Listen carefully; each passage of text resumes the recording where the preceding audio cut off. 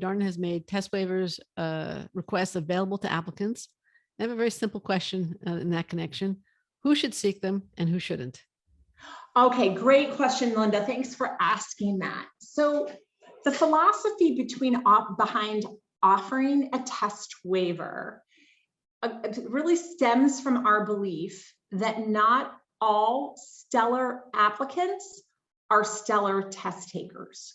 Right. So I'm sure you, as a very experienced, highly reputable admissions consultant, have interacted with lots of those students, people who are just incredible and have so much to offer a business school and will be high impact leaders. Yes. That they can't master to the extent that they wish they could a 3.5 hour exam.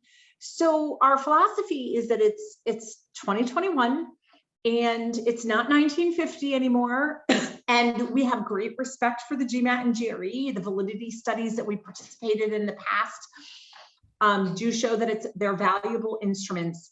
But we did a lot of data analytics in advance of this policy shift to see what other factors correlate with success, academic success at Darden.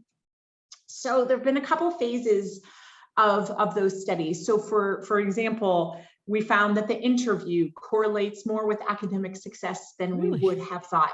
We found that the verbal GMAT is a better predictor than the quantitative GMAT.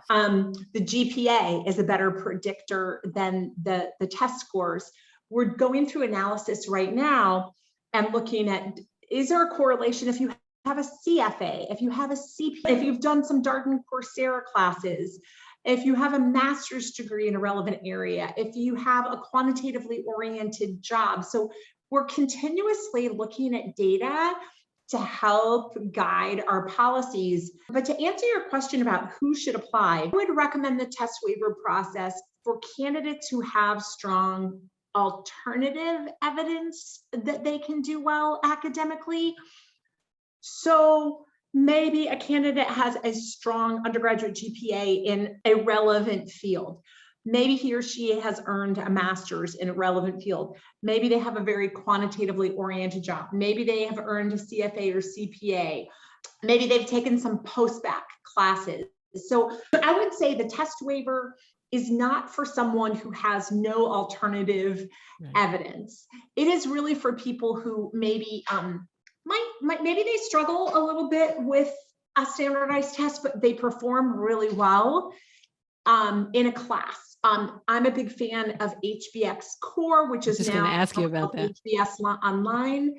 Have seen hundreds of applicants who have taken that class. My own son took that class as a liberal arts major, and I heard such great things about it.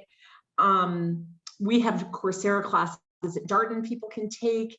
Wharton has fundamentals of business. There's a lot of certification programs out there, but ultimately we're looking for high impact leaders. And we believe that the GMAT was carrying too much, there's too much emphasis on GMAT scores when in this day and age, there's so many alternative ways that somebody can prove that they're academically ready.